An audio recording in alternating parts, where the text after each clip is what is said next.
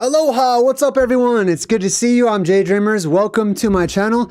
Today we're doing today we're going to do Omens. Actually, we're going to talk about some crazy stuff that's been happening in the news lately.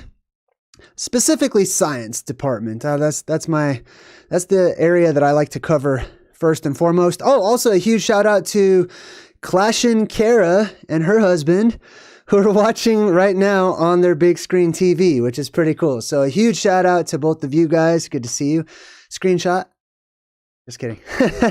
All right, cool. Well, it's good to have everybody here. Hey, let's jump right into this. So this is a segment that I like to do where I break down things that are happening, like the news or whatever, around the world and put them together as far as the signs and the omens are concerned, right? Some things that we've already covered. Some things that we've already covered are, they say that the earth is spinning up or speeding up its spin. It's spinning faster now for, I don't know why.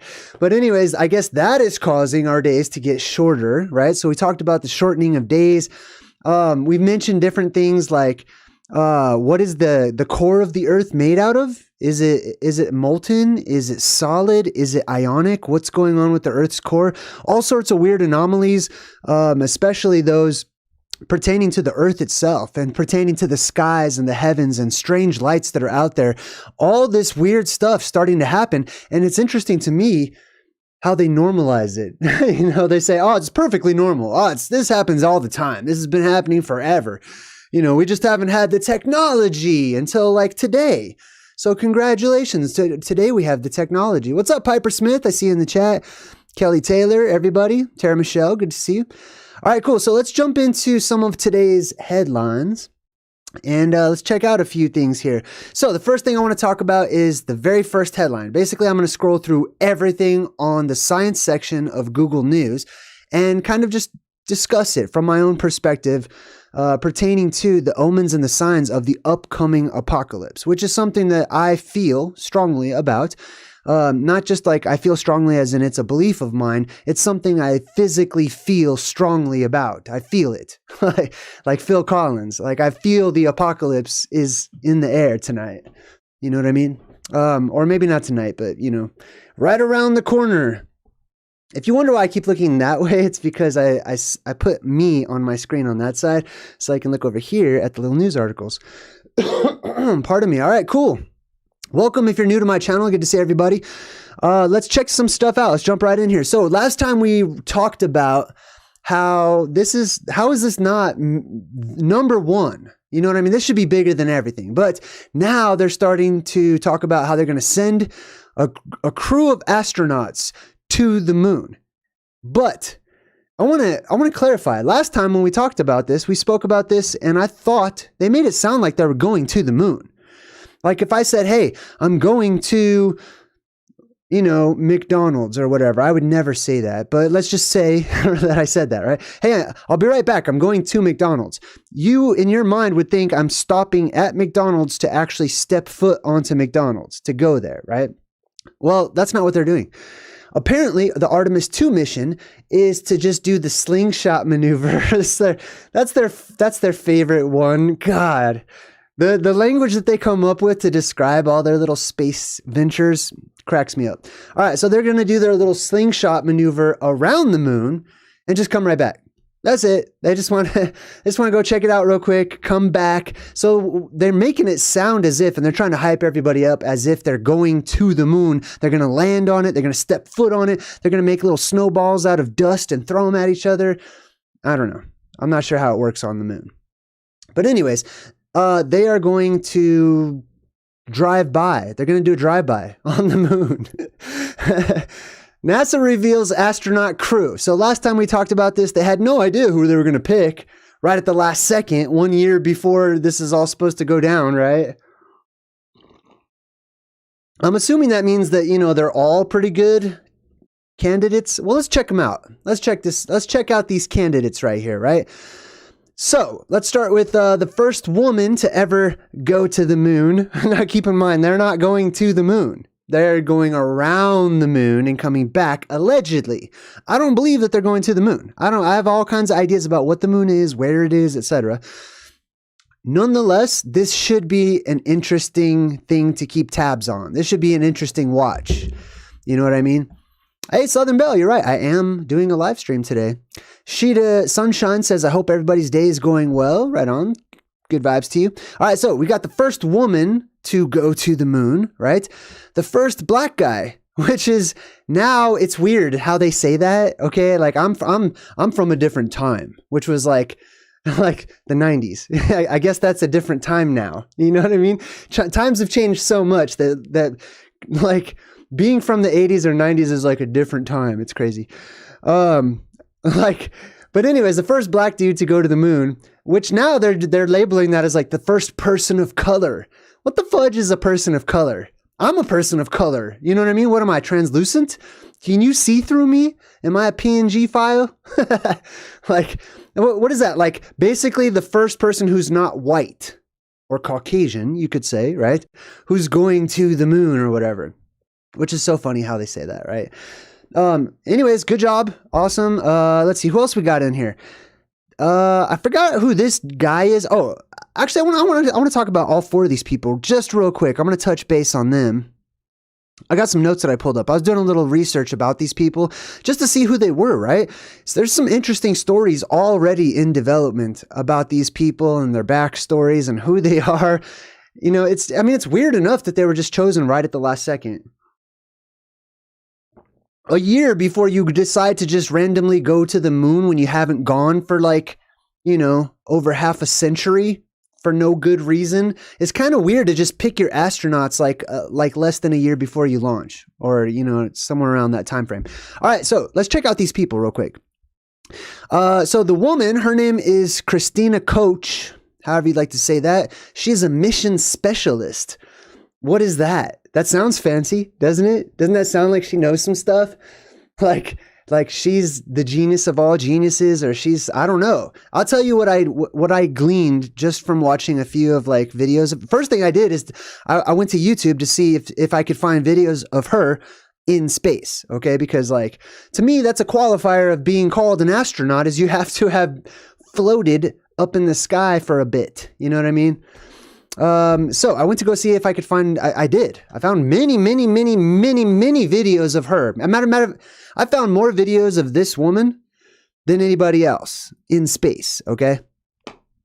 When do you think the main event is going to happen? Oh, okay. Hey, I'll tell you what, I'll jump back into the chat after I go over all these notes here. So this chick has 1 million videos of her in space. I believe, actually, what did I put in my notes? Hold on. It seems to me, I should say, instead of I believe, I don't know. I don't know how I feel about that word believe. You know what I mean? Believe sounds like you're stuck. That's kind of what it sounds like. You know what I mean? Like, to believe is to just be stuck in something, like to believe in one thing as opposed to believing in everything. You know what I mean? Anyways, she's a mission specialist. It seems to me that she was chosen, if I was just to guess, right? This is totally a guess. I have no idea, right? Who these people are, why they're qualified. I really don't care. But it seems to me, just as an innocent bystander who watched videos of this woman, that she was chosen because she's really good at presenting herself as being in space. When you watch all these videos, like I saw a video of her and some dude up in space, I guess. And she's calm, like her arms, they always, you know how they always do like that genie, like sort of arm fold deal? Like they stick in they're like these 4 fingers right here, just go right into the armpits. And they do that sort of like genie pose while they're up there in space. I don't know why they do that. I don't know why. Maybe, are they concerned about fidgeting that much? You know what I mean? I'd rather just see them fidget. I'd rather just see them, you know, like float around and do stuff. I don't want you to look like you're on Earth when you're supposed to be in space. I want to see all kinds of space stuff happening. That's just me. Anyways, so she's really good. She's calm and collective. She's really good at presentations. Anytime that people call in and she's like, you want to see a backflip? No problem. Check this out. And does her little backflip or whatever it is. So I believe that she's sort of like the media liaison. She's the person who's going to like help everyone to look professional on camera. Like if they have cameras, they better have cameras. I mean, they have cameras on Mars, allegedly. We're going to talk about that. I'm going to show you helicopters on Mars today. So they better damn well have all kinds of live streaming experiences and cameras on bodysuits, on rockets, on the moon. Like it better be an awesome show. Real or fake, I don't care. You know what I mean? I better be entertained. Anyways, I believe that's why she's there. Now let's see who else we got. She's the best in front of a camera. The mission specialist, Jeremy Hansen. Oh, that's this dude. That's the square jaw dude. You see that guy? Oh, hold on. See this dude right here? Square jaw. So, just like with her, I immediately typed in Jeremy Hansen in space, right? I mean, they're going to send him to the moon. This is a big deal. They're like, oh, so many firsts, so many firsts. Hey, I also want to just say thanks to Sage in the chat for kind of helping to direct people. You know what I mean? Sometimes I do answer questions. Sometimes I don't have time, but thanks a lot, Sage. I super appreciate you and all the other moderators. All right, so let's talk about this dude real quick. What is his name? Hold up. What is his name? Jeremy Hansen. So this guy has never, ever been to space. I don't even know how high up in the sky he's been, but I could not find one video. I'm looking everywhere. I'm like, in space, in the ISS, in orbit. Like this dude has never been. I'm like, what? Why can't I find anything? And they will openly admit he's a space rookie. What? Like that automatically should send. I mean, imagine the first astronauts, alleged, right? According to the story. Like imagine the first ones went through all this testing and they were chosen and, you know, selected and this and that. This guy's like, nah, I've never really been. Sounds cool. You guys want me to go? I'll go. You know what I mean? Like this is huge. It's monumental, at least in its appearance. All right. On the surface, the way that they describe it in the mainstream world, this is huge. Why on earth would you send a rookie? And they call him a mission specialist. Bro, you're not a specialist. You've never even been to space. You are zero specialist, okay? You might be a specialist in swimming because I could find about 4,000 pictures of this dude near a body of water. Like he's in lakes talking about being an astronaut. He's in swimming pools talking about being an astronaut. Let me tell you something else. Speaking of this guy, Jeremy Hansen, I looked up his bio. Okay. So I was checking out his bio or whatever. And on his bio, it never lists that he ever went to any kind of space at all. But he is a cavenaut, whatever that is. He's Canadian. I guess that's a big deal. You know what I mean? Which is awesome. I think Canada seems cool. I always wanted to go there. But check this out. It says since 2012, 3 Canadian astronauts have participated in caves expeditions.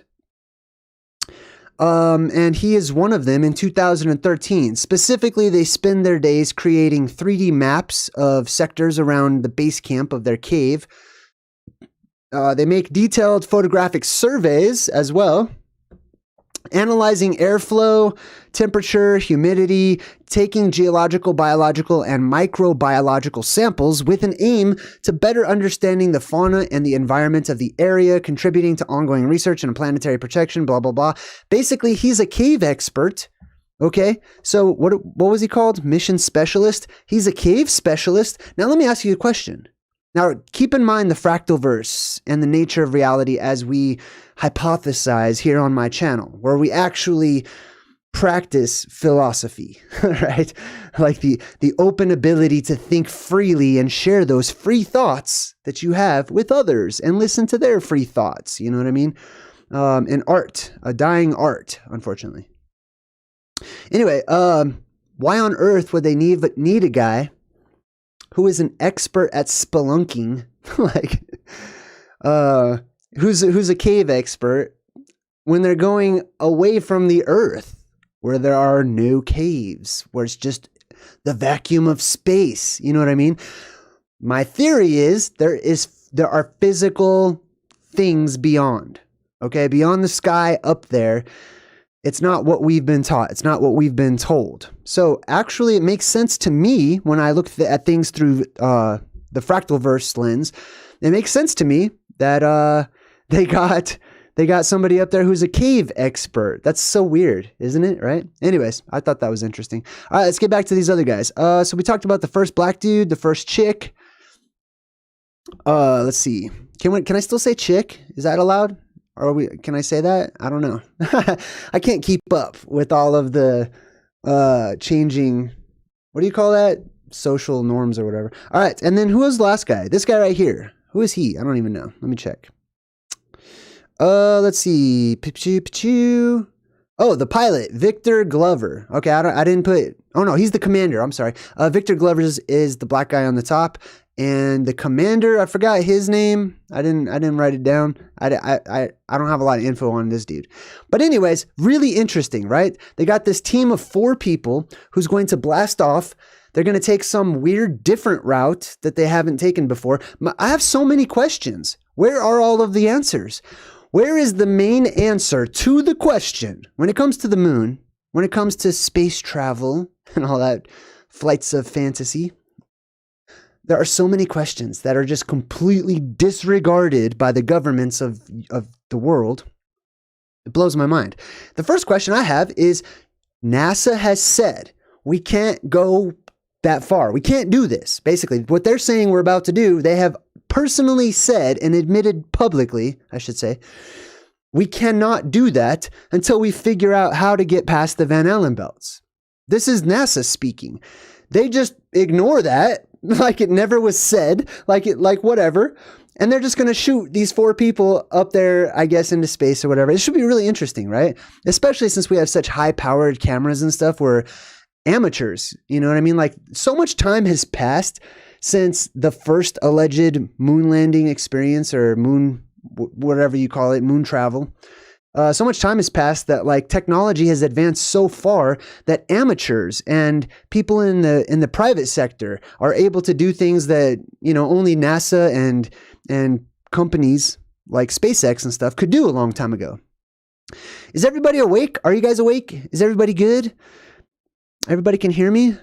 I hope it's just like mind-boggling engaging. Hey, what's up, Piper Smith? What's up, Outlaw Swales? Sharon Clearly, aka Lake Superior Skywatcher. Dude, wow. Your name on the credits was like, you have the big name in the credits, but I had to shrink it down just so it would fit in the screen. You'll see. I made some awesome credits at the end. All right, so let's get past this. All right, we kind of went over the whole crazy moon thing.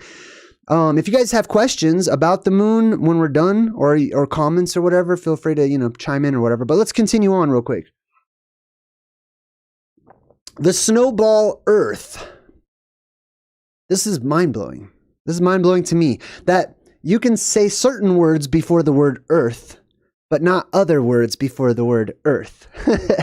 Like, talking about alternative cosmologies and things of that nature, right? So they say Snowball Earth may not have been an endless frozen wasteland after all.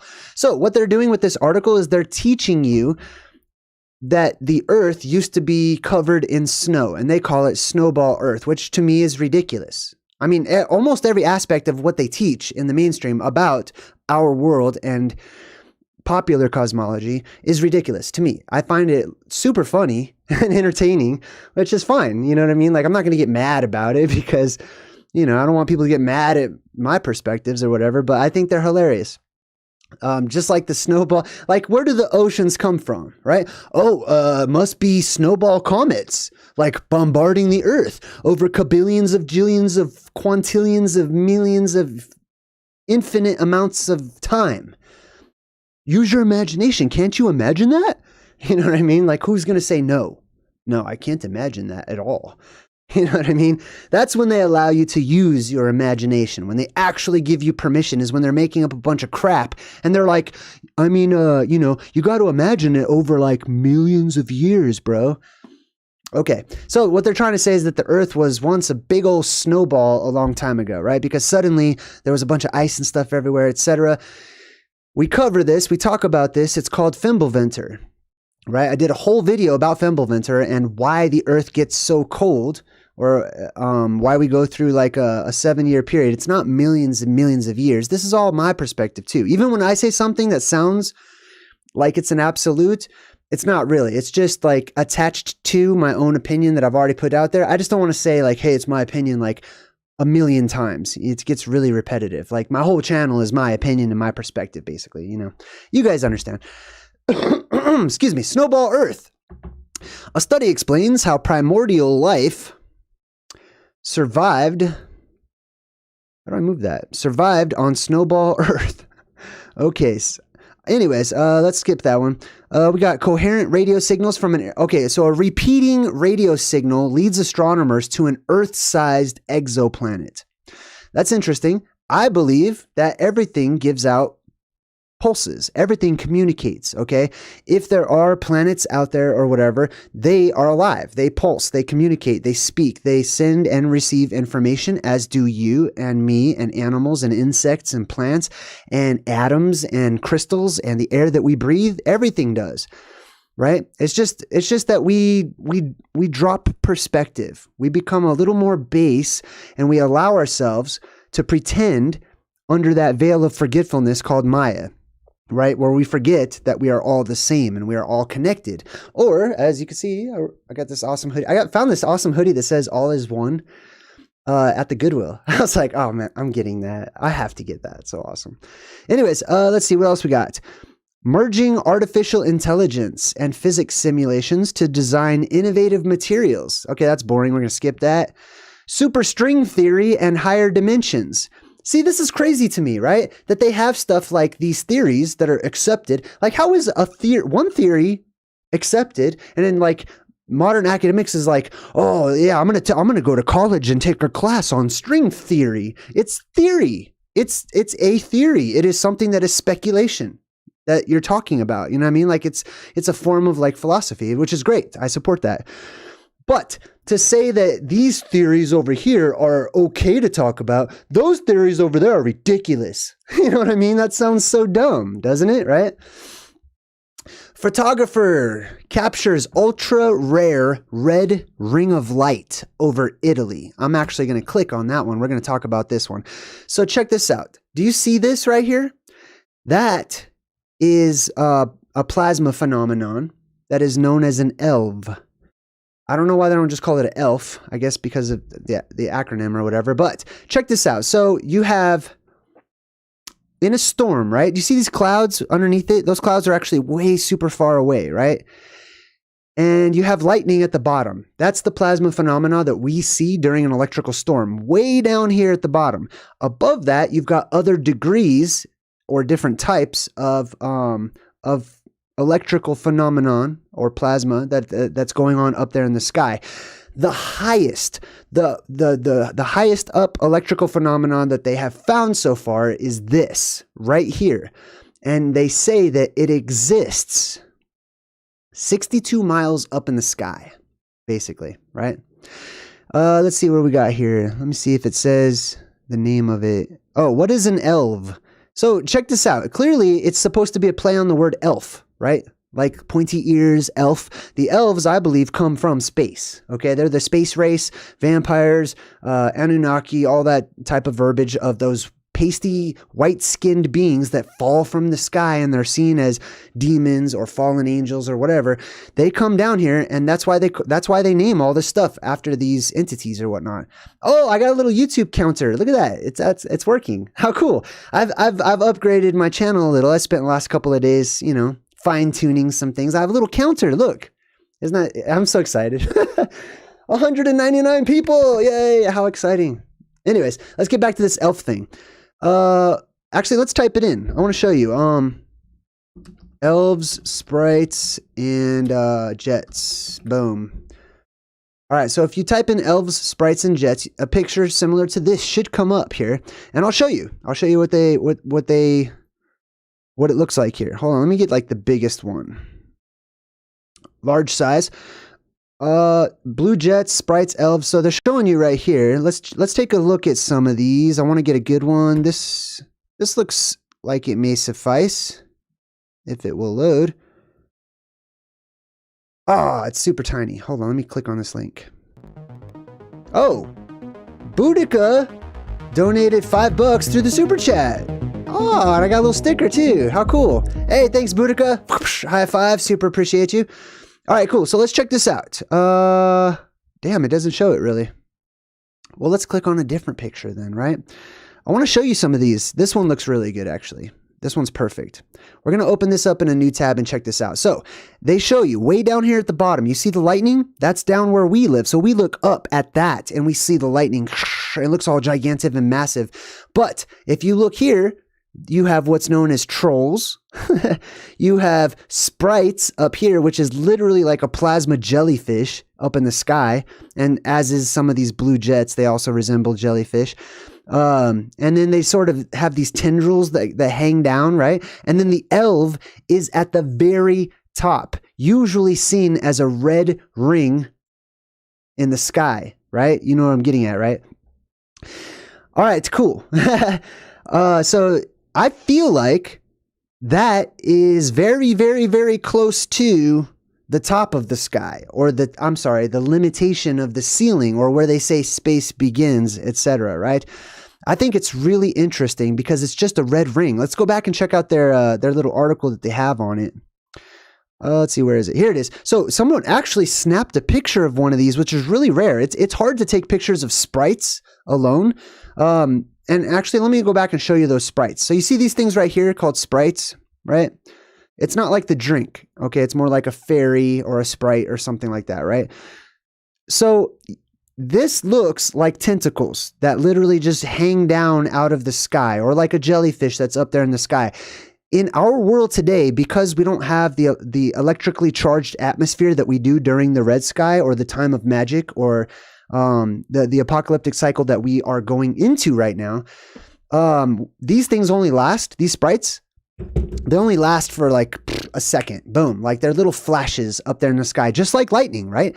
But when you charge the atmosphere and you make everything electrically charged, these things have the potential to hang around and not disappear, not go away, but to actually like move about and float around as if they are actually entities up there in the atmosphere that look like space jellyfish or sky jellyfish or something like that, right?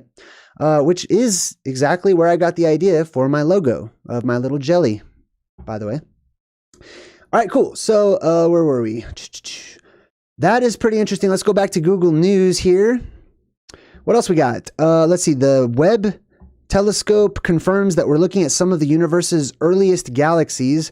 I think they're just looking at the sky. I've said this millions of times, right? I believe there is a barrier, and this is just me. You don't have to. I mean, this part, if what I say doesn't jive or vibe with your perspective, that's totally cool. And it's okay that that happens, right? Allow it to entertain you. Be entertained by my weird perspective at the very least, right? Because they're just wait for the good parts. Wait for the parts that vibe. That's why you're here anyways, right? Either that or just be entertained. All right. So when they look up at the sky, they see stuff like this, which this is all drawings and pictures and stuff too. But they look up and it's just like one of those, I don't know what they're called. Maybe somebody in the chat can tell me. For some reason, I've never really looked this up, but they used to have these pictures in the mall in the 90s. When I was a kid, they were everywhere and they were real blurry and weird, and you had to stare into them and like sort of almost go cross-eyed for a minute, and then like an image would pop out at you.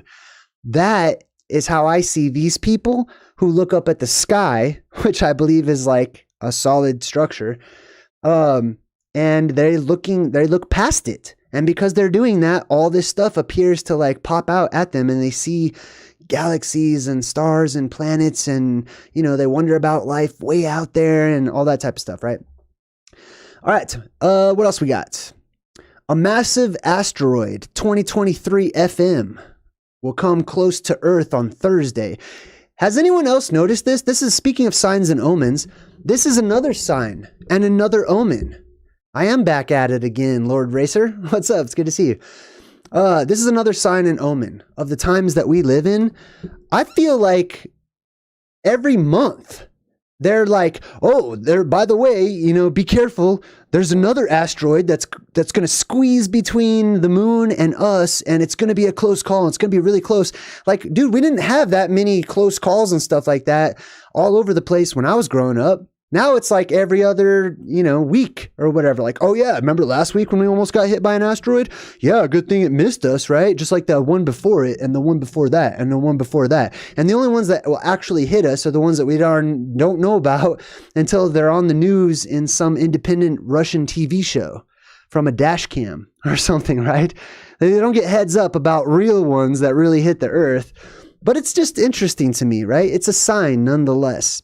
The sky is falling. The sky is going to fall one of these days, right? What else we got? SpaceX. Let's talk about SpaceX, which is really interesting. Obviously, like if you say SpaceX and they put the X right next to the word space so that they force you to say space sex. In case you never figured that out, in case it never dawned on you, I'm telling you now, seems reasonable to me that that's one of the reasons why they named the company they did, right? Sex in space, basically, right? Just like Starbucks, how we've talked about, using sex to sell and promote and stuff. Anyway, SpaceX's long-awaited debut of a Starship could happen next week. Listen, I'm going to tell you something. It is my perspective, right? Based on my life, my walk, my path, books I've read, people I've talked to, all kinds of different things, right? It is my perspective that the powers that be, whoever they may be, have been getting ready for quite some time to leave us all behind when the window of opportunity opens. One of the first things the astronauts say is, I just want to thank God for this opportunity. Only God can give the opportunity to go into space because God has to open the door. You know what I mean? You can't you're going to smash right into the dome, just like we've seen in about 30,000 different movies we've already gone over, where there's domes or electromagnetic barriers and stuff, and people think they can just keep on going and they smash right into it, or they break it open, or you know what I mean? Stuff like that. So they're starting to make all these spaceships and starships, and it's starting to sound a lot like Star Trek and Star Wars, and you know what I mean? Like the fine line that used to exist between fantasy and reality is starting to merge. I believe I think they're doomsday preppers. I'm going to hold to that for quite some time. They're getting ready to leave. They're getting ready to take off and to not come back. They don't plan on coming back, right?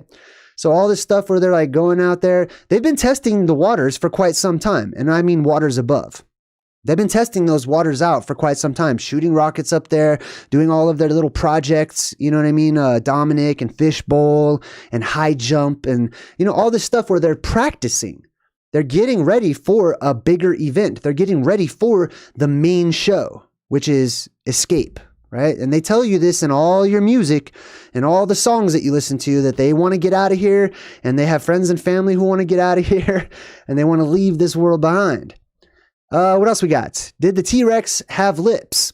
I don't even care. I could care less. This is a Fantazoid, right? Actually, this is probably not even real bones. Okay, I've been to many museums where they show dinosaur bones.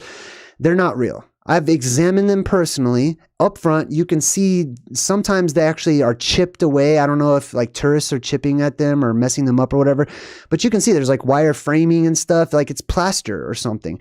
The real bones, they say they keep down in the basement for, they're too valuable to just let the general public see.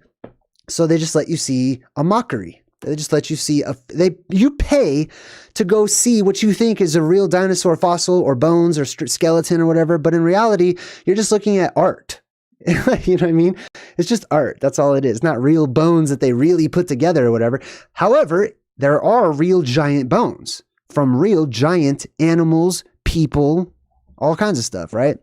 Giant insects, right? The giant insects, we talked about, a couple of examples in the news lately, right?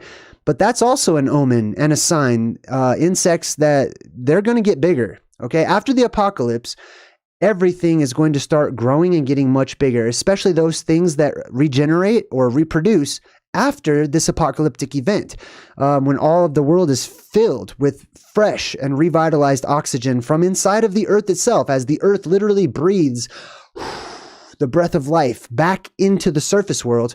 And all of those insects are going to get huge. Now, the good news is some of you and many of your children and great-grandchildren, or those of you who survive and become the Nemo, they will also get bigger. So it won't seem to them like the insects are so big because they themselves will become giants. However, all of you who have already gone through puberty will likely remain tiny, little hobbits, little tiny people of the same size, and the world around you will just get super big, and you'll feel like you're in Honey, I Shrunk the Kids. Al Dog says the T-Rex has chicken lips, I reckon. That's funny. Excuse me. All right, let's continue on. Blah, blah, blah. Let's see. I'm going to skip that one. Wild elephants appeared to have been domesticated, but not by humans. That's an interesting article, right? Where they talk about how, like the different features that certain domesticated animals tend to exhibit. The elephants exhibit those, but they say that it didn't come from humans. They say elephants domesticated themselves, right? It is one of my beliefs. I did a really awesome video. Didn't get a lot of views, but that's okay. It was one of my favorite ones, where I put forth the theory that elephants are phantazoids. Or I should say that they are ancestral to phantazoids.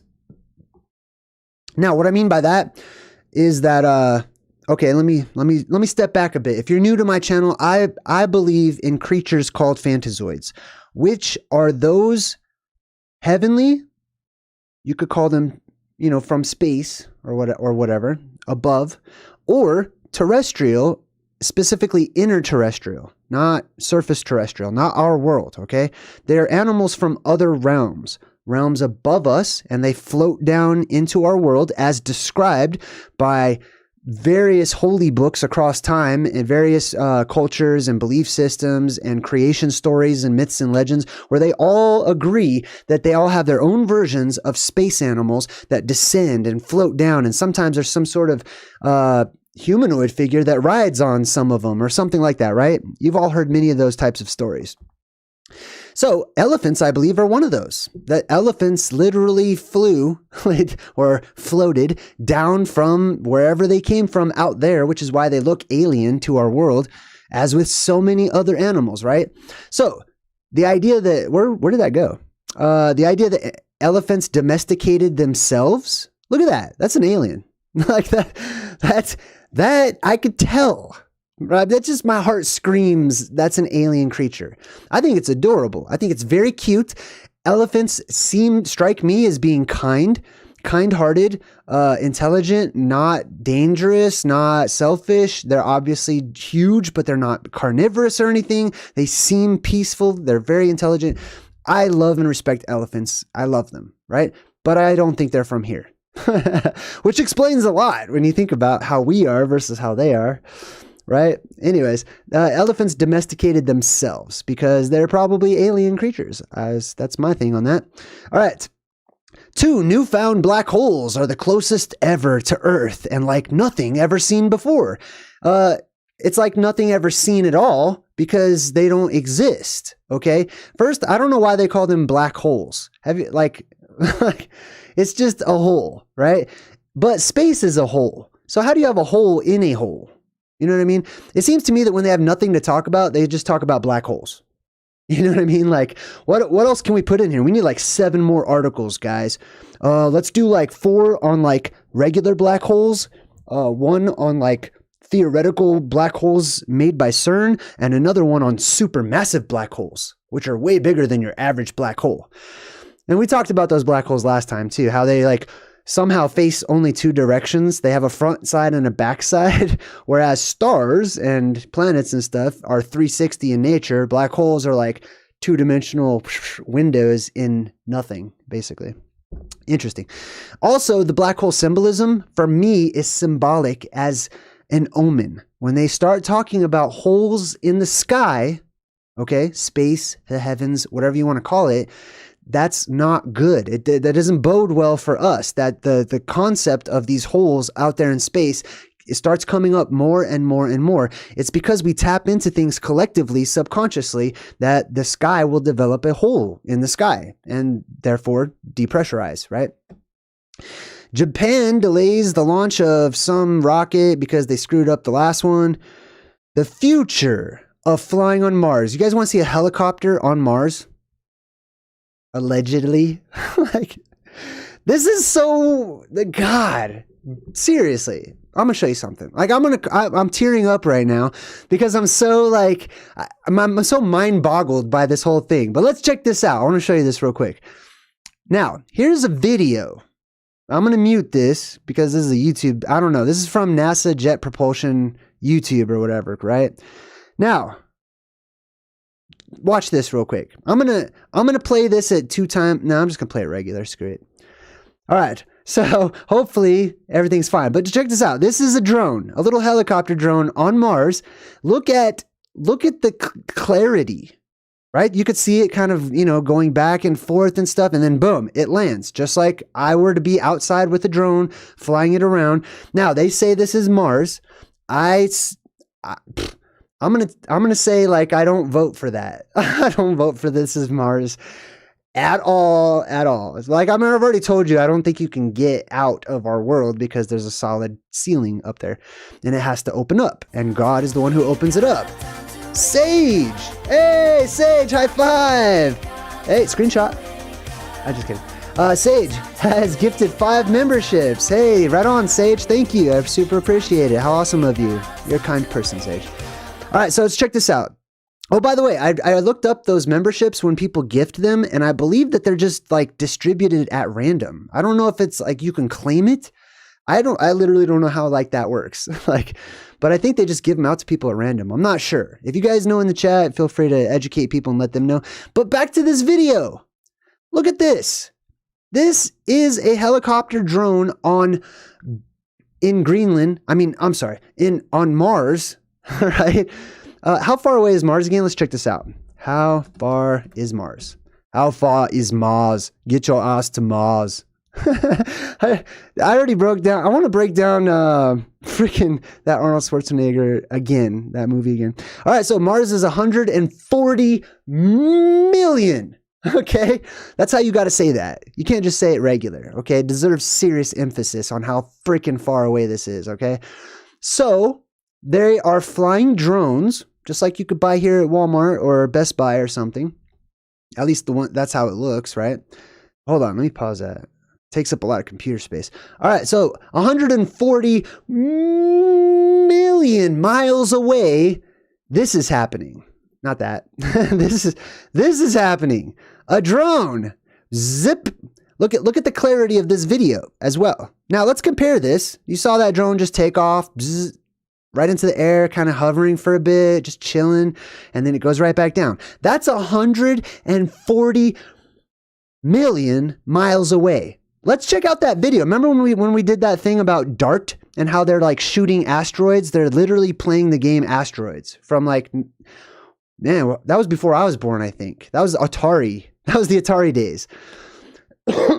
Okay, so basically they shot a rocket about the size of a vending machine out into space to try to divert the path of an asteroid that was not even going to hit us anyways, which probably is going to hit some other planet now and destroy all of their civilization. Good job, NASA and governments of the world, causing an interstellar war with us sometime in our future. But that's news for another time. Anyways, when they did this, right? Think of the clarity of this 140 million miles away, right? Now, let me show you the video of 7 million miles away. Might as well be 7 miles away in comparison, right? This is their chunky video. Look at that. That asteroid looks like, if you do Photoshop, they have like substances that you can download, so you can have like a wood substance, you know, to like add to your text or something, you know. They have like a rocky terrain substance. This is exactly what it looks like. If you pull up like a rocky terrain substance, it looks terrible. Look how chunky this is, right?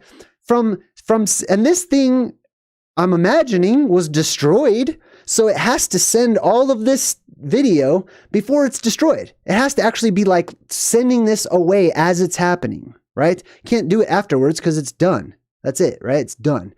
I mean, it would be if this was real. I don't think this is real at all. like I play video games that are more convincing than this is. Anyway, this is from 7 miles away.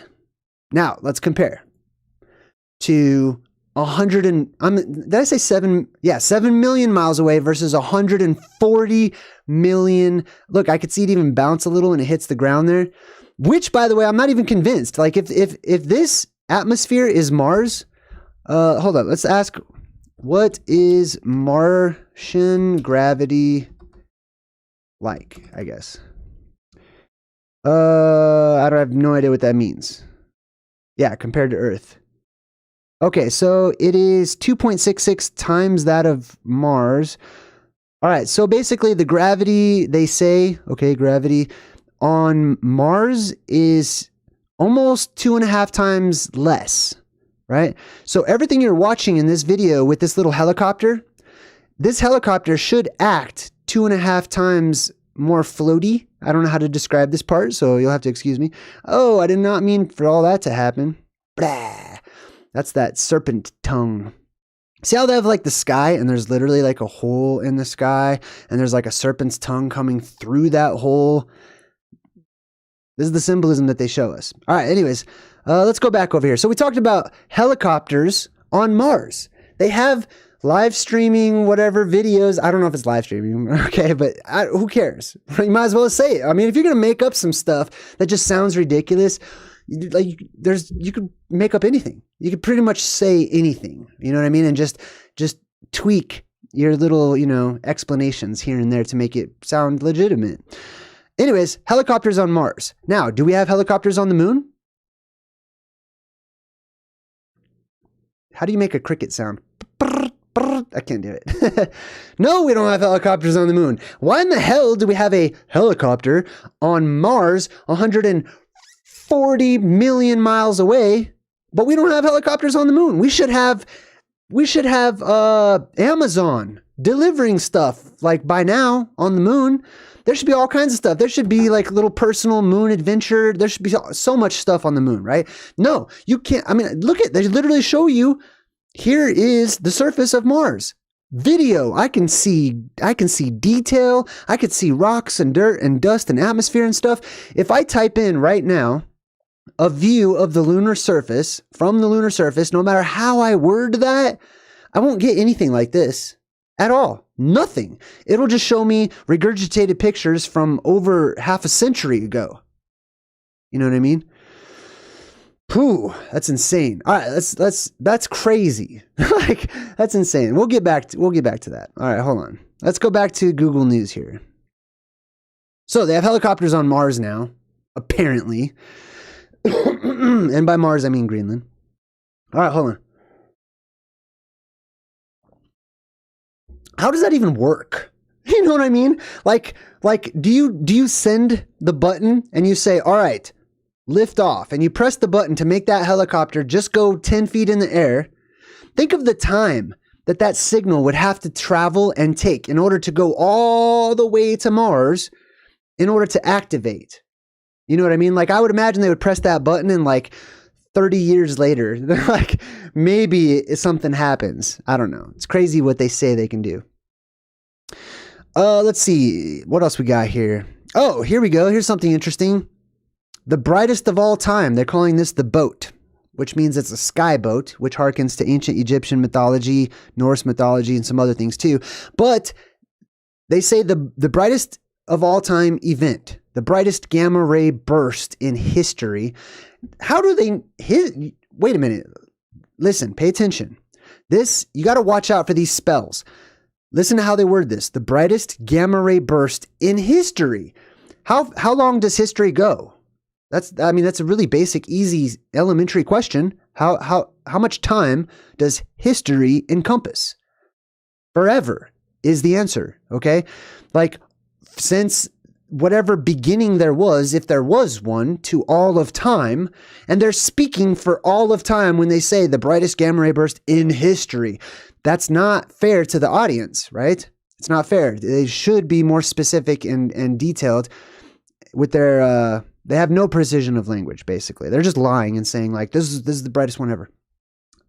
All right. Anyways, a powerful explosion rocked space so hard. Man, space was rocked so hard. A powerful explosion rocked space so hard, NASA called it the brightest of all time. Another article says last year likely witnessed the brightest cosmic explosion since human civilization began. Oh, really? I didn't see any explosions. Did you? You know what I mean?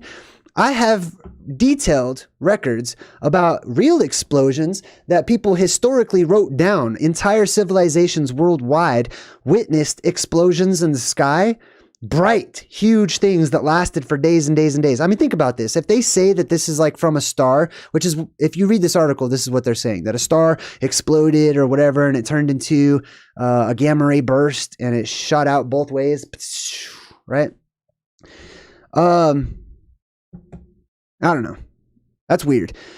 A powerful explosion. I lost my train of thought. Hold on. Last year, the brightest. Oh, yeah. There's all kinds of records of people looking up at the sky and seeing crazy bright explosions. I didn't see anything, right? I haven't heard about anyone seeing anything. So what they say is a star blew up. A massive star blew up.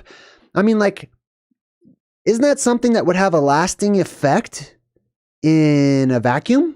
Out there where there's no elements or anything, you know, or very little elements to like make it all go out or whatever. Like, wouldn't that be a light that you would see for years to come if a whole star exploded up there? No, it's just like, oh, did you catch it? No, I missed it. Oh, that's it, bro. You lost it. You lost your chance. Anyways, what this really is a sign and an omen, and it's talking about the gamma ray bursts. There are gamma rays. There's all kinds of different waves that exist at different wavelengths that are wrapped around our world, just on the other side of our sky. In addition, there's also inner Earth energy that looks like this. Imagine this is the blue beam and it's shooting up. Matter of fact, you can see this exact same thing in the movies. We broke down Howard the Duck, one of our first Truth in Movies episodes, right? Howard the Duck literally rides on this thing right here and goes to another world, right? So that's sort of the symbolism that they're showing you there. Gamma ray bursts and whatnot. Astronomers discovered a black hole so big, it's almost unbelievable. Oh my God, I can't believe it. Can you believe how big that black hole is? No. I mean, I never imagined black holes being so big. Do people really talk like that? Is this really of interest to anybody? Let's skip that one. More water has been found on the moon. Here's how it got there. Now, you see how crappy that is? That's a terrible description. They make it sound like there's rivers or something on the moon. like there's running water on the image that they say is the moon, right? Even though when they went to the moon, allegedly, it's just dust everywhere, all over the place. Just debris, sand, I don't know what it is, you know, moon dust or whatever, right? Which begs a million more questions. But yeah, all this water on the moon, that's a sign and an omen. That water exists up above us, okay? That water comes down from above. It is created up there.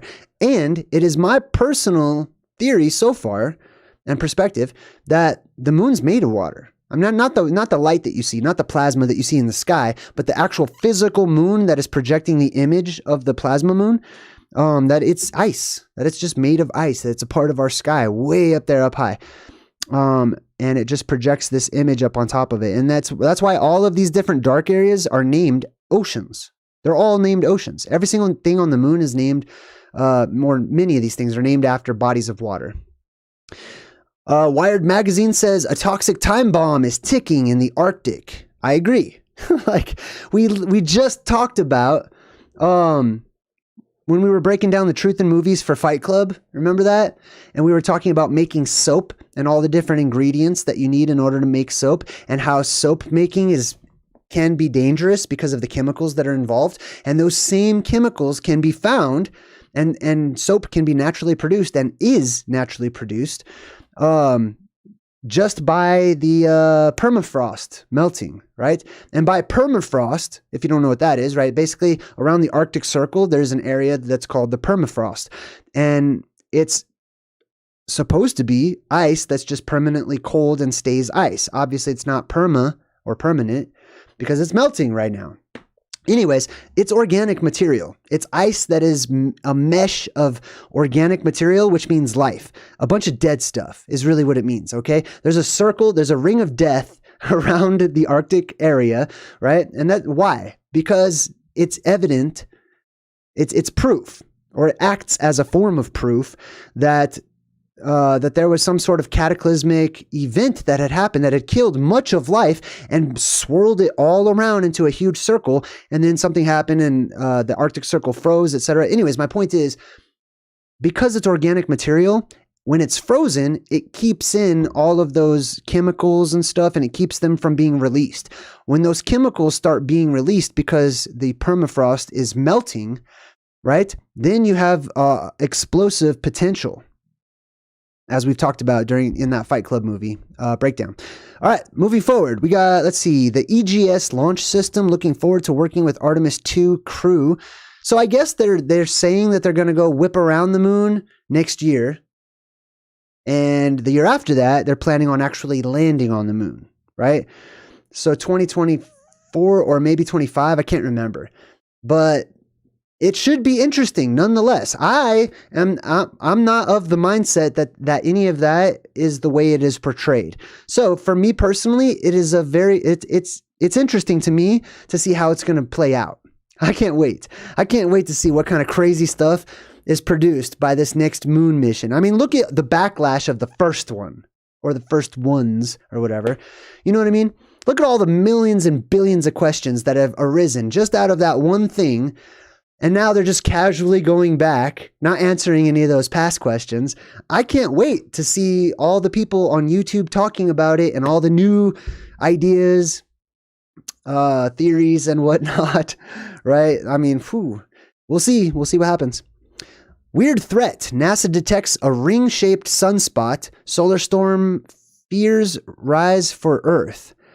All right. Well, anyways, an increase of sunspots usually also, you'll also see other things that are associated with that, like more comet appearances, more strange lights in the sky, etc. And then they're usually portents of evil, okay? So usually when you see weird things happening on the sun, they're anomalies that show us that the heavenlies are in flux. And by heavenlies, I just mean the sky and beyond, okay? Whatever is up there is in flux. It's fluctuating. It's abnormal, which means since we're all connected, it's going to have an effect on us. The physical will come next after the celestial, right? So those are also signs and omens. This says Saturn's rings are heating its atmosphere. The rings of Saturn are heating its atmosphere. Okay, time out. Wait a minute. Speaking of rings, real quick. Okay, I remembered something about the moon.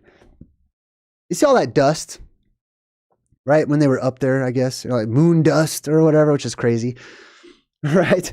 Does the moon have a ring around it? Nah, right? They don't ever show you like, oh yeah, the moon has a ring around it or whatever. Like, I don't even care if there is an article speculating on it. They're just like, we all know there's no ring around the moon, right? But there should be, according to their models and according to what they're teaching and stuff like that, right? There should be all kinds of crap just floating around. They're like, hey, where'd all those craters come from? Oh, like billions of asteroids over millions of years or whatever, like bombarding the moon. Like imagine all that dust that should be kicking up and forming rings around that dead planet, right? But it doesn't have any, which is also really interesting.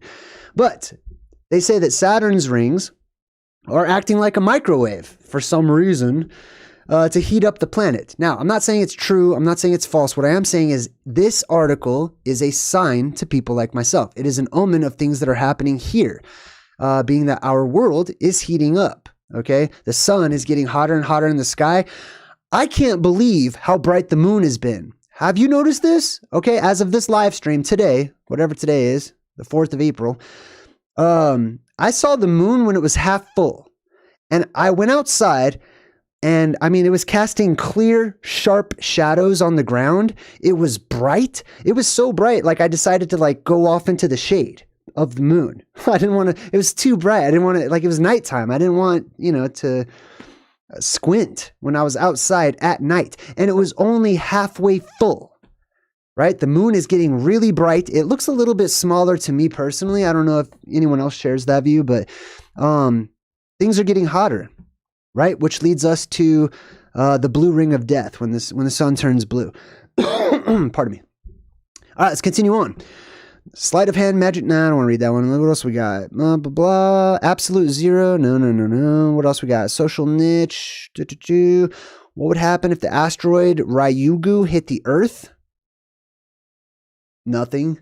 like rocks. Okay, I do think that there's stuff that can float way up high in the sky. Okay, and I do think that things have the ability to fall from the heavens or fall from the upper sky or whatever and land down here. Okay, so I'm not against all of that happening.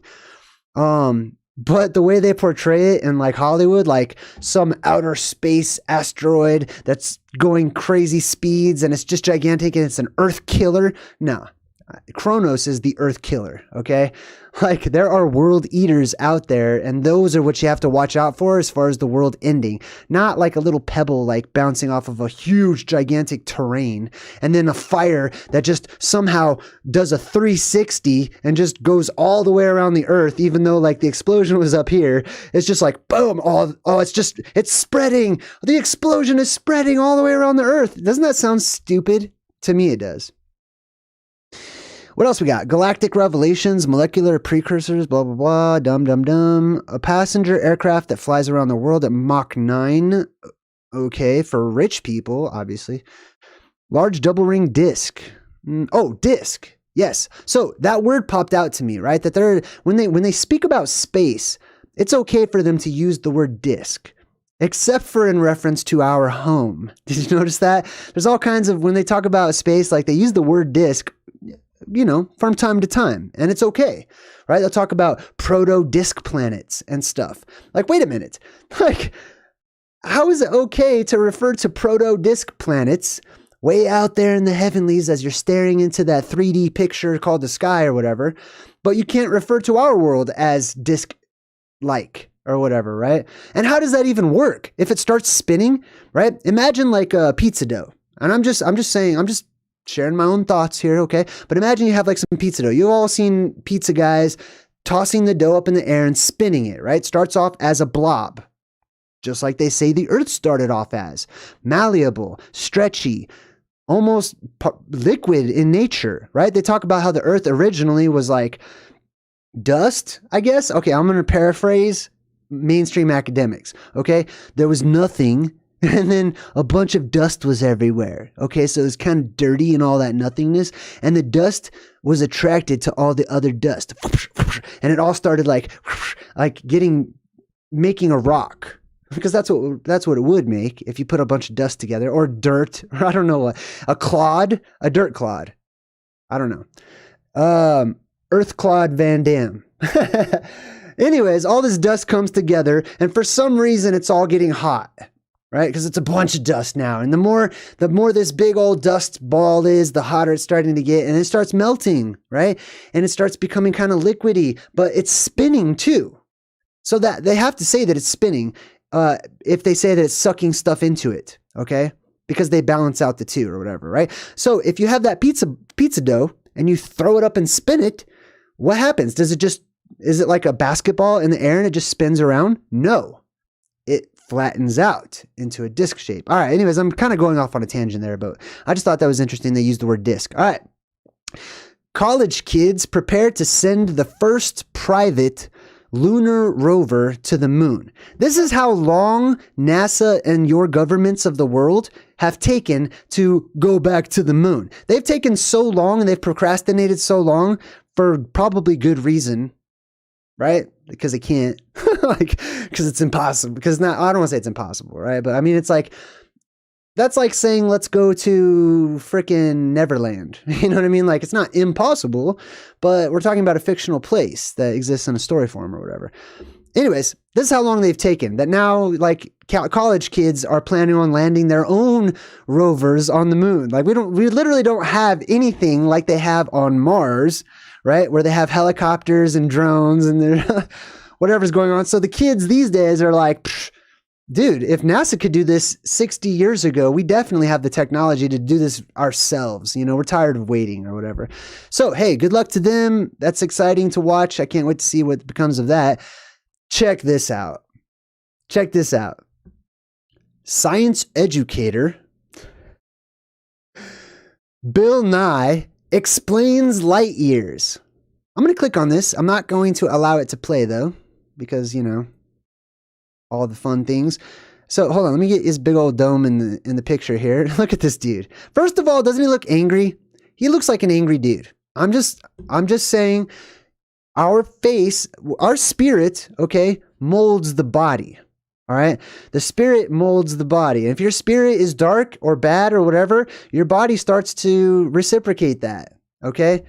I'm judging. I'm being totally judgy. Okay. I've seen a lot of people. I'm allowed to be judgy. Okay. Like I've walked around the earth a couple of times. I've seen a lot of people's faces, and the more faces you see, the more commonalities, the more experiences you get with being able to size people up pretty quickly. Believe it or not, it's a useful tool, or it can be a useful tool. Bill Nye looks like he's angry, man. He looks like an angry dude. On top of that, he looks like he might have a drinking problem. I don't know. I'm not saying he does. I'm just saying he definitely has that pink, see that pink flesh tone? Like, I'm white. You see, this is white, okay? I'm kind of a tan, peachy kind of a color. This dude is not me. You see my color and his color? This dude is pink, okay? That pink skin traces back to royalty and survivors of, like, you know, prior apocalyptic events and stuff like that. Anyway, that pink skin, it reminds me of, you ever play like the old Mike Tyson's Punch-Out? Do you guys ever play that? I literally remember the code. There's a code you can enter to get to skip to certain levels. There's a code all the way to Mike Tyson. It's 007-373-5963. How do I remember that? I have no idea. It's crazy. But anyways, there's this character named Soda Popinski on the old Mike Tyson Punch-Out or whatever. And he's pink, just like Bill Nye, just like all these people who are related to royalty. Another thing I want to point out is that this dude wears a bow tie. Okay, this getup, this dude's in his own house right now. I don't know, maybe he just came back from some ritzy event, you know, and he's like, man, I gotta do a quick video. You know, I just happened to be watching like the map channel on my TV, and I'm gonna do like a quick, I totally didn't get ready for this video at all and put on my costume. I mean, that's what I do. I literally, you think I was wearing all of this before I started live stream? No. I was in my pajamas. And then I'm like, you know, I'm not going to live stream in my pajamas. So I'm like, you know, let's look presentable. I have sweatpants on right now. You know what I mean? That's what people do when they go in front of many people, right? They don't want to look like crap. This dude, though, plays a character. They used to call him Bill Nye the Science Guy. Now he's called Science Educator Bill Nye. Okay? He's not a teacher. He's not a professor. I wouldn't even care if he was, because those are all, you know, little pieces of paper given away by the Wizard of Oz, which I outrank the Wizard of Oz. Okay, I don't need approval from any man or woman or person at all. Okay, nor do I need it from this guy right here. But my point is, this is his costume. Okay, he started off as a comedian. Okay, got a little bit of college under his belt about like mechanics or something like that. And then literally joined an impromptu comedian squad where he invented the character Bill Nye the Science Guy, where he started wearing the bow tie and stuff because that was a part of his getup. Don't you know this? Please check into this, okay? I was pissed at first because I used to think he was a real like professor or something like that, you know, because that's how he portrayed himself. But he's not. I don't know who he is. I don't know what he really is, but I can tell you that Disney bought this character, which is played only and specifically by Bill Nye. Denshing. Hey, what's up, Denshing? Oh, Denshing, good to see you. Anyways, he's a character. I'm not just saying he acts like a character. I'm saying he literally is a Disney character, okay? He's paid to stay in character. Like, not just when he's in front of a camera, okay, but everywhere he goes, he's supposed to be Bill Nye the Science Guy in character. In reality, it's a part that he plays as a comedian, okay? I'm sure as a part of his job, playing the Disney character Bill Nye the Science Guy, that he has to study. Otherwise, your character is going to be exposed. You better know some stuff about, you know, mainstream academic science that children could regurgitate, right? Like, anyways, That's all I really wanted to talk about as far as he goes. I don't really care about his explanation of light years whatsoever because I don't recognize his authority or knowledge on the subject. All right, moving forward. What else we got? Let's see. Scientists observe silicate clouds and measure the temperature of exoplanets. That's insane. They don't even know what's at the bottom of the ocean. We've talked about this a million times, right? They're trying to keep us as far away in our minds as we possibly can be from reality and the real world that you live on and in or on top of. Don't miss Mercury, moon, planets. Okay, so I guess there's going to be a meteor shower. That's pretty cool. I've always wanted to see those meteor showers, but unfortunately, they have bad timing. Meteor showers should happen like, I don't know, during the day. That would be awesome. But they always happen at like 4 o'clock in the morning. I'm like, nah, I'm not, I'm good. Like, I'll catch the next one or whatever, you know. Let's see. Here's what we've learned from NASA's DART asteroid slamming mission so far. Well, we already talked about that. We already discussed them, you know, trying to shift asteroids off of trajectory or whatever. Has NASA found life on Mars? That would not surprise. Looks like they found a lightsaber actually on Mars. Doesn't that look like a lightsaber? Has NASA found life on Mars? Perseverance collects Martian soil. Okay, so not only do they have helicopters on Mars, all right, but they also are like scooping up samples, like random rock samples or whatever from the Martian surface. And I guess, how do you get that back? You know what I mean? Like, think about how much effort it takes to blast off from Earth, right? Like, think of how many millions of pounds of fuel they need in order to just leave the surface of Earth. Then divide that by about 2.5 because of the differential in gravity, right? And then that's how much you would need to blast off from the surface of Mars that you just landed on so perfectly. So that's how they get it back. They don't explain all of this to you, right? They just allow your imagination to just see like some casual SpaceX type missile, right? Anyways, they're going to blast that stuff off from 140 million miles away. And they're going to bring that Martian dirt back. Or, you know, our friendly neighbors over in Greenland are just going to like scoop some into an envelope. I don't know, man. I'm not super convinced about all this Mars stuff, especially in comparison. Like it doesn't match.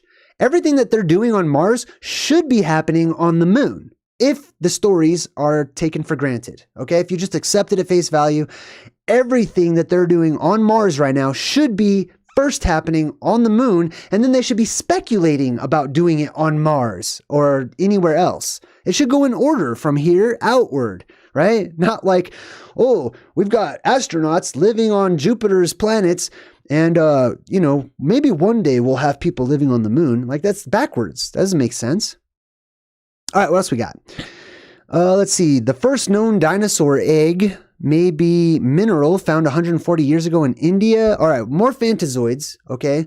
So for me, these are signs and omens that are getting you prepped for the reality that there's a concept of dinosaurs or whatever, and that these beings will come back, okay? First, all the bones and stuff are going to come back into the limelight. Then they're going to start showing you brand new ones that they're finding, right? And then if you really do some research, you'll find that they're not all extinct, okay? These dinosaurs are not extinct. They didn't die out 140 million years ago or however 50. I don't know. I don't care. Okay.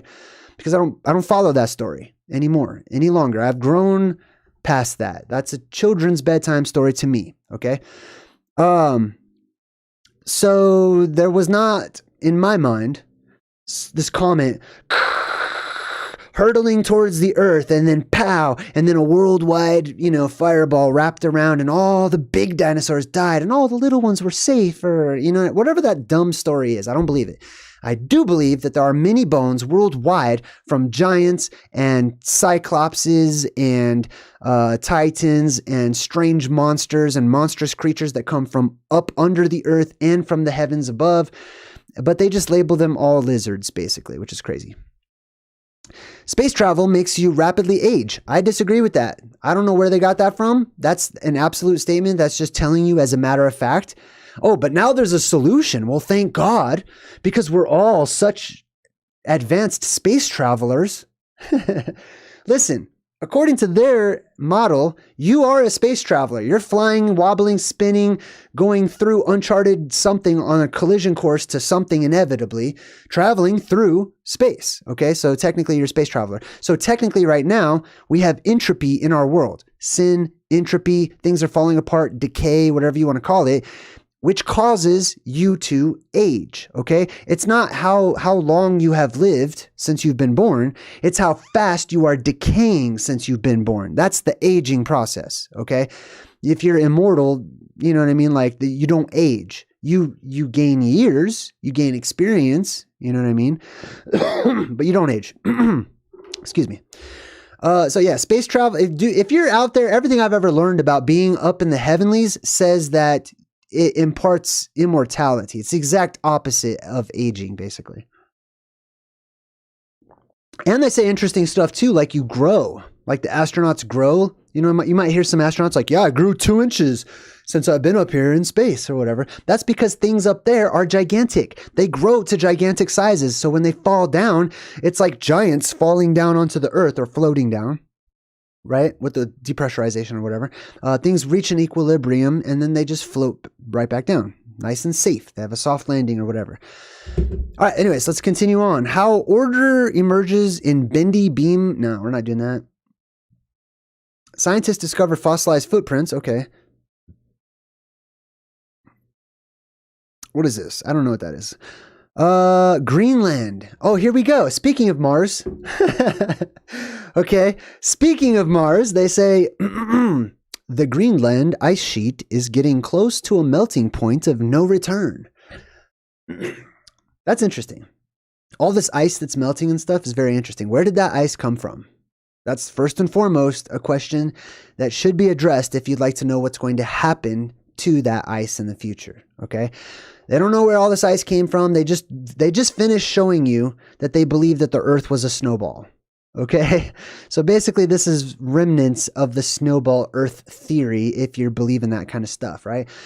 Greenland is huge. Greenland is mysterious, especially the northern portion of Greenland. You know what I mean? They might show you this. I'm sure this looks like it might be, I don't know. But anyways, Greenland is a mysterious place and it's probably the closest landmass that I've seen to the ancient landmass at the North Pole. In some maps, the Greenland and the North Pole landmasses that once existed were actually connected, right? And there's many stories about giants that live still in Greenland to this day. I mean, maybe the governments of the world know that giants exist and they have some sort of an accord with the giants species or something. Maybe like this is like a reservation for giants or something. I don't know. Anyways, lots of weird stuff happening in Greenland. They got all kinds of military bases up in the northern area of Greenland. It's very interesting. Hey, Angel Wings just donated. Oh, there's 331 people watching. That's exciting. Congratulations. Yay, that's exciting. Anyways, thank you, Angel Wings. Always being so kind as well. What else we got here? We got galaxy clusters yield new evidence for standard model of cosmos. I'm good on that. NASA policy discourages naming missions after individuals. I can relate to that. That's understandable. Individuals are kind of weird these days. Something about chess. I personally love chess, by the way. Just a little tip about me. It's one of my favorite games. I love playing chess. Mars rocks await a ride to Earth. Can NASA deliver? I don't care. I mean, even if that story was true and you could go all the way to Mars and you could scoop up a little bit of dirt and bring it all the way back, I feel like that's wasted technology, being that we have not taken care of more important matters at hand in the world we actually live in. Spending all of that money and time and energy and resources to go scoop up some sand from some other world super far away when we can't be at peace with ourselves. I feel like if you're going to be a space traveler, you need to prove that you're a peaceful civilization first, that you are a contributing member of civilization. Have we proven that? No. We're proving the opposite when it comes to space travel, right? We talk about all of the trash that's just being tossed around. Angel Wings! Hey! Good job. Thank you, Angel Wings. That's so cool. All right. Anyways, let's continue on. Observing what happens in the first picosecond when a proton detaches from a dot. Well, I'm not reading that. Nah, forget that. Moons of some rogue planets wandering without stars may support life. Yeah, they may and they may not as well. AI software. Oh, this is a hot topic lately, right? People are getting all in their emotions about this AI thing. Listen, I want to give a shout out to a channel that's called Mr. Mythos. I don't know if he watches my channel. I love his channel. Okay, this dude's awesome. Okay, he's got you could tell he puts a lot of work. From somebody that puts a lot of work into my channel and my website and all the other things that I do, I recognize the work that he puts in. This dude is great, right? He did this really good video about the Arctic just recently. I think it's his most recent video as of today, right? And all of these comments, he started off by saying like, hey, this video is sponsored by this AI program that makes AI art. You know what I mean? I have a segment on my channel where we use AI art to create what I call masterpiece Mad Libs, right? You should see all these comments. People are like, unsubscribed, you're supporting AI, blah, blah, blah. Like they have like the Terminator mindset that like anything electronic is just out to get us and it's replacing jobs. One guy was like, hey, you're stealing the jobs of artists by using this AI.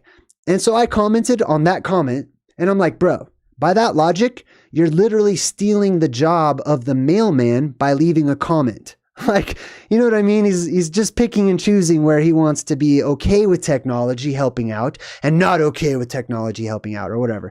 So there's this huge battle about, you know, AI and how far does it go? I get it. And I know everybody loves their drama and loves all that stuff. I don't care.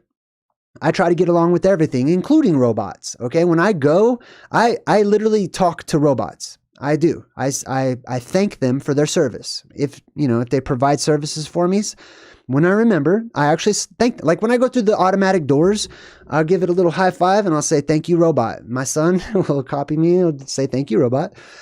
Anyways, I don't have that big of a problem with robots. However, I will say that I do believe in the concept of the robots turning on us. Okay. I don't think it's going to happen until the apocalypse happens, because of my theory that I have, okay? That all of that red plasma that comes into our world when the sky opens up, it comes in and it looks to incorporate itself. It looks to possess things and it looks to put on a little character in the stage of this world that we live on, right? It doesn't want to just remain ethereal because it can't do much in a physical world if it's just ethereal, right? It's limited. So all of that plasma that comes in possesses things, okay? It possesses people. If you have a weak spirit, that plasma is more inclined to possess you than someone who has a strong spirit of opposite charge, okay? That plasma is going to go into animals. It's going to go into plants. It's going to go into robots and computers and your wonderful 5G towers and all that stuff. And that plasma is a hive mind until that dome goes back up and cuts it off. And even after it cuts it off, I would imagine it's going to take some time for that red plasma to realize that it's no longer connected to its source.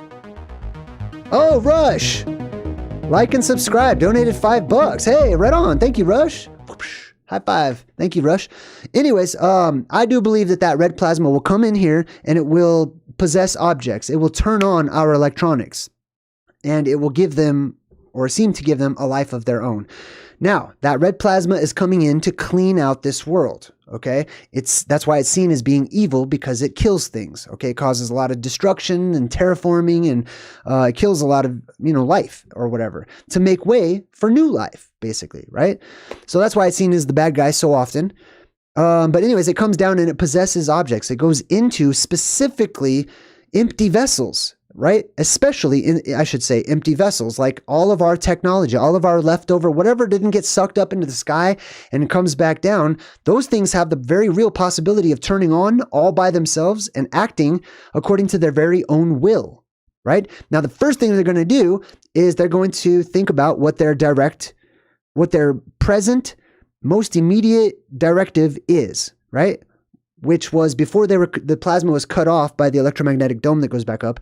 The directive was to eradicate life, right? Clean house, clean it all, get it all away. So those things that are possessed by that plasma, the first thing they think of is to kill or to eradicate life, right? So that's why robots come to life in the movies and they start trying to kill or whatever. But then slowly over time, they start to realize they don't have any orders. They're not receiving any updates on their orders or their purpose or anything. So it's like, because that electromagnetic barrier goes back up and cuts off those plasma fingers or whatever. And now they have free will, or a form of free will. Now, even though they're heavily influenced by the original orders that they had to come down and clean house, they don't have to, because they're cut off from the body. They're cut off from that source. They can choose to go with what they're inclined to do, or they can do something different altogether. Anyways, that's just a little tip on that. What else we got? Spectacular Hubble image captures aftermath of catastrophic supernova explosion. Oh my God. All right. I didn't see that. I didn't catch that one. Anyways, a big dent. Oh, this one's interesting. A big dent in the Earth's magnetic field is making scientists nervous. Well, it should make all of you nervous. You know what I mean? So check this out. Some of you guys don't know this, but I'll share just a tiny bit of my personal life. Okay. But I've been going to court for custody for like 2 years because I love being a dad, okay? And I love time with my boy and stuff. Excuse me. I wrote my book, Ancient Oblivion, The Plasma Apocalypse, quite some time ago, and that was used against me legally in court, basically trying to make the case that I'm a bad father or a poor father, or that I could be a better father, because I wrote this book and dedicated it to my son and my daughter, who I have given copies of this book to, right? Anyways, as a part of all of that, damn, where was I going with that? Hold on. A big dent in the Earth's magnetic field is making scientists nervous. Oh, that's right. So the judge, one of the judges, I've seen many, right? But one of them asked me about that, right? And he's like, because someone was accusing me of like scaring my son by teaching him about the cyclical cataclysms that befall our world, right? And they're like, are you trying to like, don't you think that scares him or whatever? I'm like, I can't remember my exact reply, but just to sort of sum it up, it's like, we need fear as a motivator to not be afraid, okay? You need fear as a motivator to learn about things so that you're no longer in the dark about those things, so that you don't have to be afraid of those things. If I talk about the world ending, or if I talk about a cataclysm of worldwide proportions, most of you out there, not many of you who are in the Good Vibe Tribe watching my channel right now, but most general public will piss their pants. They get all pissed off. Oh, that's doom and gloom. Oh, don't talk about that. Blah, blah, blah. Like they don't want to hear it because they think I'm trying to scare you. I'm not. I'm not trying to. I live in the light, right? When the light comes, those who are comfortable in their darkness become afraid. Right? They're not accustomed to the light, right? It's too bright. Even if it's a dim light, it's too bright for them. Anyway, my purpose is, I told the judge, like, this is my personal belief system. This is you could call it a religious belief. And I told him that there are religions after religions that are protected by your laws, where the people get to teach their children about the book of Revelation, about the apocalypse, about whatever. And every religion and every culture across the world has this and teaches it to their children and to their communities. Why am I not allowed to do the same? I am, and I do. And I'm not doing it so that I could just, get a kick out of scaring somebody like it's a prank or something like we do in the modern world. I do this as the ancients, as my forefathers used to do, to teach people, to enlighten them, to prepare them as a gift, as a good thing. Anyway, hey, Demetrios. Hold on, who is this? Demetrios, thank you. Margarov. You got a cool name, Demetrios. I like it. Thank you for your support. All right, let's finish this up. Let's see, a big dent. Oh yeah, that's right. So if there's a dent in the magnetic field, I'm telling you right now, the magnetic field of our world is going into flux. It does not stop there, okay? If the magnetic field, Demetrios, thank you. If the magnetic field is going into flux, everything else is going into flux as well. It's going to have an effect on... Oh, I made my own little JayDreamerZ coins down there. That's what those are. Isn't that cool? it's having an effect on us too. Okay. So if that field goes into flux, that's the time when you need to start preparing and getting ready, because it will go down. Okay. It fluctuates before it goes away. So that's what ushers in the plasma apocalypse. Also, I just thought of this as a side note. I want to make something very clear real quick. Some people have speculated that my plasma apocalypse theory, right, is only in reference to like one event that happened a long time ago and one event that's going to happen or whatever. Like, you know what I mean? Like basically focusing on the depressurization portion of it. No, the depressurization portion does happen, you know, a very long, vast periods of time tend to elapse between depressurization and depressurization, right? But that's the surface world. You need to remember we live on top. Okay, inside the house, underneath us, they are constantly depressurizing the inner earth out here into our surface world. Okay, when the inner earth depressurizes and releases their pressure up to us, right? We don't get to release it except for during the grand finale. They can release theirs from time to time at intervals. So please keep this in mind, okay? The things I'm not talking about aren't just things that happen like, oh, that's not going to happen for 8,000 more years or something like that, right? Which I don't think at all. They happen very frequently, and it all has to do with shifts in the Earth's electromagnetism and the pressure differential between the inner Earth and the surface world. So keep those in mind, okay? Please. All right. What else we got? Let's see. More dinosaur stuff. 5 ways to justify huge rocks smashing into Earth. Okay, I'm good. These Celestron Skymaster binoculars. Oh, I don't care. That's an ad. Black hole stuff. Susan Donahue. Hey, thank you, Susan Donahue. Super appreciate you. Let's see. What else we got? Strange ancient pipes. Oh, we got to check this one out. So they say these strange ancient pipes were found in the earth, right? Look at this. Just real quick, look at it, right? Clearly you can see the layers of earth going horizontally. And then you have what they call an ancient pipe that is going up vertically through the earth, right? And these layers represent time, according to mainstream academics and how it's taught. Oh my God, look at all these little JayDreamerZ coins piling up. I might have to make that a little deeper so it doesn't get in the way of the screen. Thank you for all your support, by the way, everybody. All right, so it says Baigong pipes, the strange ancient pipes that are found in the caves of Mount Baigong. Conspiracy theorists believe that they are pipes left by an ancient civilization. Why does it have to be conspiracy theorists? How is that even a friggin' conspiracy? Like, that's just a theory. Why did you put the word conspiracy in there except for to obviously downplay that theory, right? There's no conspiracy involved unless somebody purposefully stuck that in there however long ago and left it there to try to trick all of us future people. There's no conspiracy involved here.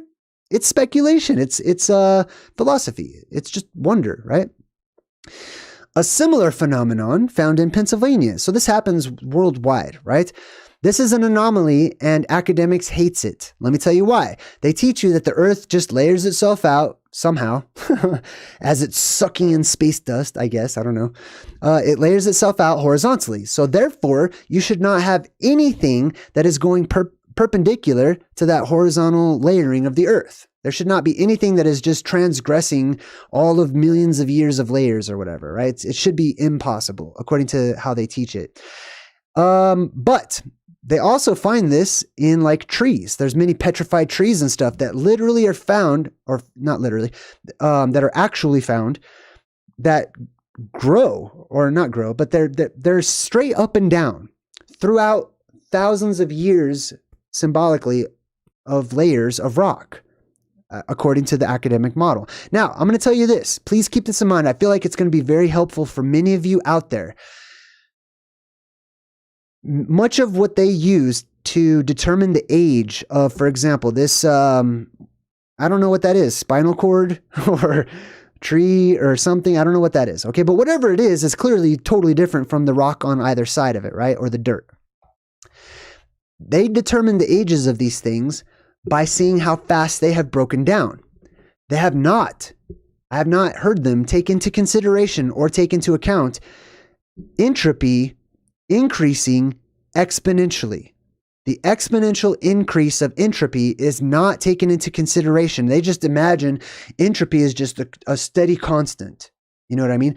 And therefore, their dating system gives rise to millions of years ago, when in reality, if they would have taken into consideration how entropy is exponentially increasing, like if this was a chart, the chart of entropy would go zzz, just like that, which means all the stuff that allegedly happened millions of years ago may have only happened thousands of years ago or hundreds. You know what I mean? All right, that's all I wanted to say about that. That's all I have to say about that. That's terrible. Let's see. Exploring dark matter. No, we're going to skip that. These free tools let you see the Earth from space in entirely new ways. No. Probe-based bacterial. No. The great unconformity. The mystery of Earth's missing time. This is actually kind of interesting. Let's check this one out. Oh my God, look, I have a little treasure. Look at the little treasure. You guys made this treasure for me and my family. So thank you. This is like a real actual treasure. I appreciate it. A little gold JayDreamerZ coins. I love it. How fun. Oh man, if anything, have fun. If you're stopping by for the first time, have a good time. You know what I mean? Jump in the chat, say what's up to people, make some friends, you know. Have a good time. I don't know. The great unconformity. The mystery of Earth's missing time. I just want to point out something real quick on this. Let's see. Let's make this a little bigger. All right. Exploring the Grand Canyon in 1869, the geologist John Wesley Powell noticed a gap in the ages between layers of rock. Sitting on the top of rocks aged 1.4 to 1.8 billion years old was rock that was just 520 million years old. Little baby rocks. So basically, there's these weird anomalies, right? According to the mainstream teaching, the lower down you go, the newer the rock should be, because that's where rocks are made, I guess, is the core of the earth, and they spit rock. I don't know how it works. I don't know. It's crazy. I mean, I know how they teach how it works, but it doesn't make sense to me. Anyway, so they have this weird missing time in the geological record, right? When they're dating all these rocks based on their carbon dating or whatever, not taking entropy into consideration, and how entropy exponentially increases and quickens, right? Anyways, there's that one. What else we got? Oh, this is the Canadian guy. He's super excited about sending one of his people up to the moon or whatever. Oh, who is this? The Great American Fallout just gave me $10. Thank you. God, thank you so much. I super appreciate it. And hold on, let me read your comment too. It says, great stream, Jay. Oh, my bad. Hold on. Eddie B. Oh my God. Thank you, everybody. I appreciate you.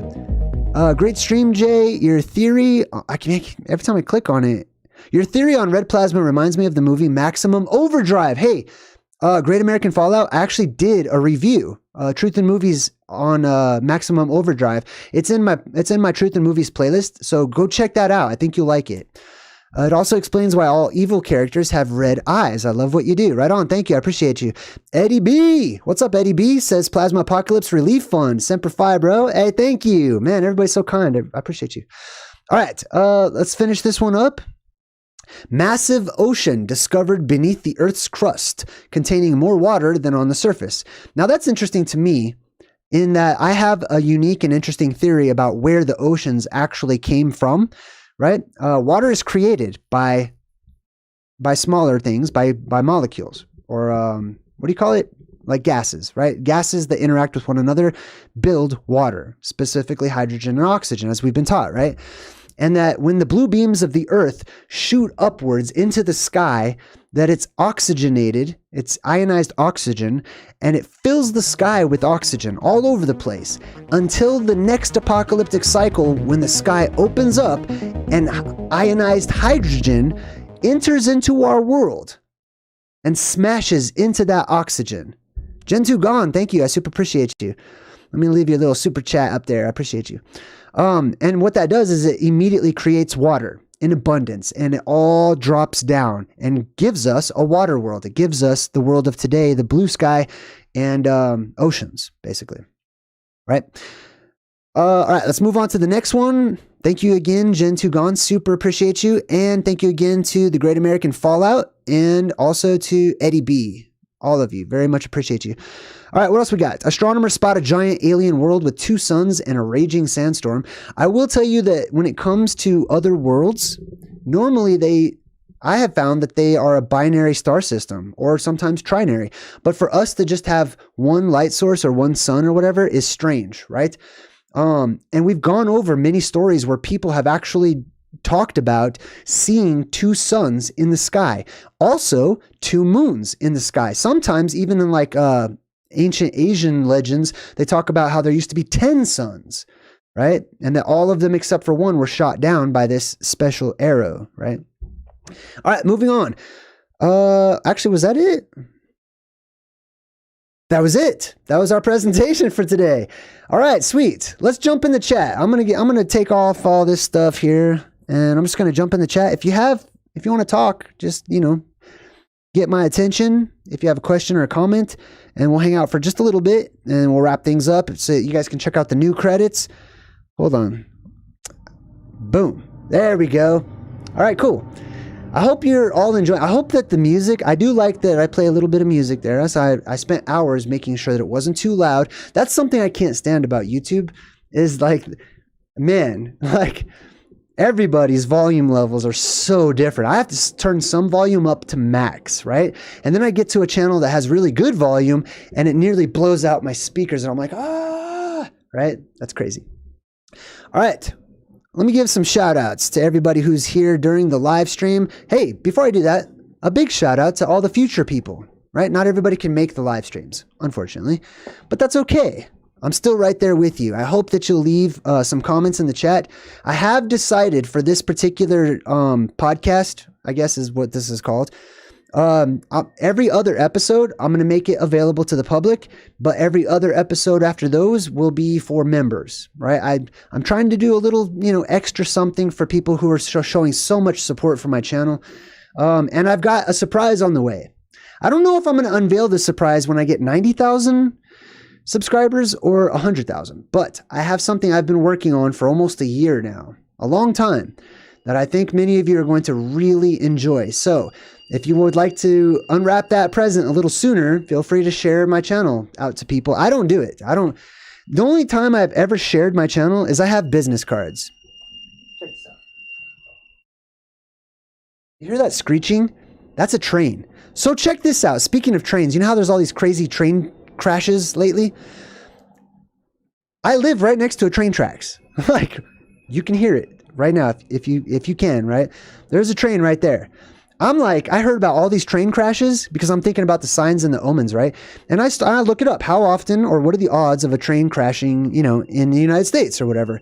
Holy cow, they crash all the time. I had no idea. Did you guys know that? They literally crash all of the time. Like the trains, oh my God, it happens way too often. So I am a bit hesitant living right next to the train tracks, right? And I definitely told all the neighbors' kids and stuff like, don't put anything on that train tracks. Me and my son, we go practice archery. There's like a little field across the train tracks, and we go out there and I teach him how to use the bow and arrow and stuff. And we clean off the train tracks as we walk to make sure, nothing derails the train or whatever. But anyways, here's my business card. See, this is the only advertisements I've ever done for my channel ever. And I haven't even given too many of these away. I bought like 500 of them. So I don't really advertise. What I'm saying is thank you. Sincerely, thank you to all of you people out there. I don't care if you're just a viewer, a subscriber, a member, or you know what I mean, a passerby. Thanks so much for sharing my channel with people because that's why I'm popular. I don't go do a lot of interviews on other people's channels. By the way, I am actually going to go be on somebody else's channel next week. So Zen Garcia, big shout out to Zen Garcia. We have a deal with each other where we're trading books. Okay, so I'm sending him my book, he's sending me his book, and I guess I'm going to be over on his channel, I think next Wednesday. So that'll be really fun. It'll be cool. I actually met Zen Garcia at a conference, a certain kind of conference that I can't say the name of. few years back in Denver. He's a good dude. He's got good energy, and I really like some of his ideas. All right, let me jump in the chat real quick, see what everybody's saying. Let's see. We got Sage, who says Jay is rolling. Rolling, rolling, rolling, rolling. All right. Terrible. All right, what else we got? Excuse me. We got, thank you. I appreciate you, Sage. G. Lauro says Jay does interesting work. Hey, thank you. I like your smile, bro. Keep it up. Red Rose says, JayDreamerZ, even noticed similarities between your Plasma Stories events and the Books of Enoch 1 and 2. Yes, totally, right? I'm trying not to say absolutely anymore, so if I do, catch me on. Feel free, if I say absolutely, I feel like that's something that we're taught to just respond to. Even though we might not believe something absolutely, people go, oh, absolutely. And they almost always say, oh, right before it. Like it's a trained spell that we go, oh, absolutely. No, not really. Just say only Sith deal in absolutes, and I will probably retract my absolute statement. Luke Loesch, what's up, Luke? Says, JayDreamerZ, I haven't been here in a while. Glad to see you're still going strong. Love your content. Thanks, Luke. Good to see you. Let's see who else we got. We got, man, I'm sorry if I skip anybody. Amberson A. Cat says, Mew Mew. Edward. Whoa, really? Thank you, Edward. Oh my God. Says, hey, Jay. Oh, hold on. I'm going to catch up to your comment, Edward. Thanks for splashing the JayDreamerZ pot of gold or whatever that is. Let's see. Gaia. Close to 90,000. I know, right? I'm so excited. Let's see. Sage, thank you for helping out. What else we got down here? God, man, every time I click on it, it's weird. We got JBG Johnny Matrix says, Jay, you have gone many levels up. I have filmed the sky since 2012, and I have videos of many machines in the air. Ooh, that sounds super interesting, actually. I like anything that's anomalous. Any kind of weird, strange anomalies about life, I love it. And if you guys want to, and nah, actually, never mind. I'm going to take that back. Never mind. Forget I was going to say anything. All right, let's continue on. David Levi, or Louis, right? Hey, we actually broke down your last name many times here on my channel. Says thank you, and you're very welcome, David. Yokohama Mike says synchronicity, Jay, peace. All right, what else we got? Sorry, my chat's kind of glitchy right now. Baby Mitchie says, JayDreamerZ, what happens when the inner world does some depressurizing? So that pressure is released out to us. We bear the burden of their relief, okay? And it has an impact on us. Many things happen. Every time that they release pressure down there, our lifespans shrink. Okay, it does not have positive effects on us, basically. Says what happens to when the inner Earth does depressurizing, and is that what causes volcanic eruptions? I think so, or is it something different? I think so. I think you're on the right track with that.